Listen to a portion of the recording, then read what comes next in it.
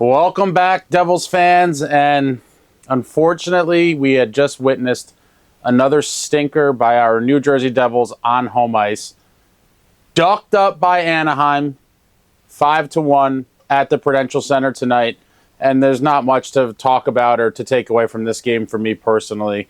Very disappointing effort. It reeked like the San Jose stinker from a couple weeks ago, very reminiscent of the same type of thing where we're getting chances, we can't bury them. We make goalies look like the second coming of a prime Marty Brodeur. And it was just one of those games.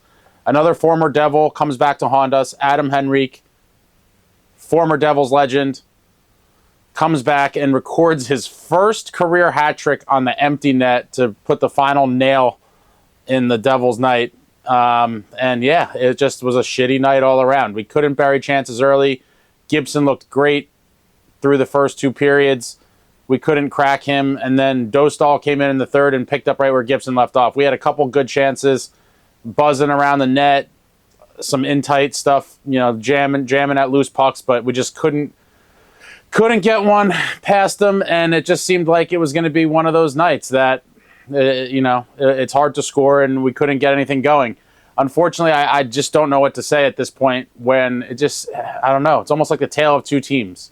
We have a team that could go out there and beat one of the best teams in the league in Boston in a very tight competitive game and emerge victorious in overtime. And then we have a team that at home could lose to some of the worst clubs in the entire league, in the San Jose Sharks. And the Ducks are the second to worst team in the entire National Hockey League. They had 10 wins coming into tonight. And it's just inexcusable. And we've now dropped to 1-5-1 in the second game of back-to-backs. So, one win out of 7 games on the second game of a back-to-back. I just don't know, whatever it is. And we have a young group, too, so it shouldn't be like an energy or stamina type of thing. I just don't know what it is. We cannot perform in the second game of the back-to-back. And it's become a big problem. And in the schedule this year, it seems like, I don't know, maybe I'm just imagining it, but it seems like we've had a ton of back-to-backs with a bunch more for the duration of the season. You can't lose the second game of a back-to-back every time you have a back-to-back. It's just not acceptable, and that's not going to get you anywhere. And so, not much to say here, guys. Let me know what you think about the game in the comments. Gibson did look good. Earlier today, there was some non-credible website. I don't know if it's just one of these websites that piggybacks off of other rumor sites and adds their own nonsense to it or whatever.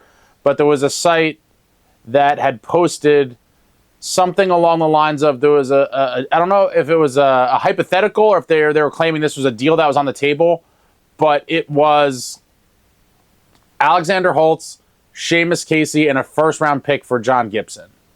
And I'm here to tell you that return for John Gibson is batshit crazy. Batshit crazy. Holtz is on pace for about 23 or 24 goals this year. Seamus Casey, you guys know I love him. Have a couple videos from developmental camp this summer about him. I think he's going to be a stud. He's one of the best offensive defensemen in the NCAA for college hockey. And a first-round pick for Gibson. I mean, that's just, to me, is just totally insane, way overpayment.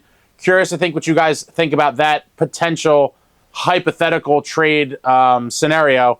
But as for me, I am not remotely considering parting with Holtz, Seamus Casey, and a first-round pick for John Gibson. I'm absolutely not doing it, and I honestly wouldn't give anything anywhere near that package and value for John Gibson. I would love to get him for something reasonable. If we were able to take a shot on him without giving up, tons of assets and mortgaging the future on John Gibson, I would probably try to bring Gibson in. But at that price, absolutely not. I would look elsewhere. I still believe we do need another goaltender for the club, and I'd like to see it sooner than later. But at that price, I am a hard pass on John Gibson. Let me know what you guys think in the comments about that particular scenario. Definitely no for me. And circling back on the game, another former Devil just comes back to flame us. I think Miles Wood scored for the Avs against us this year, and Sharon Govich in the Flames game scored as well. It just seems like former players really get revved up to play against us, and they're doing well. So, we have a big game coming up Tuesday at home against the Flyers. We're chasing them in the standings, looking up at them in the standings, and all these games, you can't call them must wins in December, but they're all crucial games now, especially the division games when we're playing catch up. I mean, we really, really need these points Tuesday night. And so I'm hoping to see a much more invigorated, fiery Devils group, because tonight they just did not look good. And again, it reminded me of that San Jose sad performance that we had. But yeah, so we've the 23-24 New Jersey Devils before Christmas have managed to lose in embarrassing fashion to two of the worst teams in the NHL on our home ice at the Rock. I almost went to the game tonight. I had a bunch of family stuff to take care of, and then the gloomy, rainy weather in New Jersey really made it easier for me to just say, I'll enjoy this one on my couch. And I'm really glad I did not go, because games like this pain me to my core to sit there and watch these types of outings. Let me know what you guys thought about the game. I'm trying to think if there's anything else I wanted to talk about. Oh, I do like feisty jackhughes.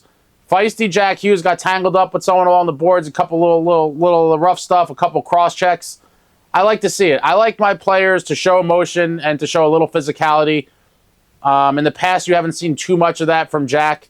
He was a Lady Bing nominee last year, and I think that went out the window in the home opener this year. The very first game of the year, I think he took a penalty or two. And tonight, it officially went out the window. He had a roughing and another minor, I believe, or a cross-checking and a roughing on it. He had two minor penalties, but I do like to see the frustration when guys aren't playing well or something happens or you feel like someone took a shot at you and it wasn't called. Show the emotion and give them a little whack with the stick. I like that sort of stuff. Reminds me of the good old days. Back in my day, I feel like a really old man talking like this. But like to see that from Jack. And I think that's it, guys. I'm just very sad. It's a sad night. Ducked up by Anaheim. Let me know what you think in the comments, any other observations. But it was the night of Rico. Uncle Rico came back and flamed us for his first career hattie in his 14th NHL season. And that's it. That's it. I got nothing else. Like, comment, subscribe, and all that jazz. Until next time, friends, let's go.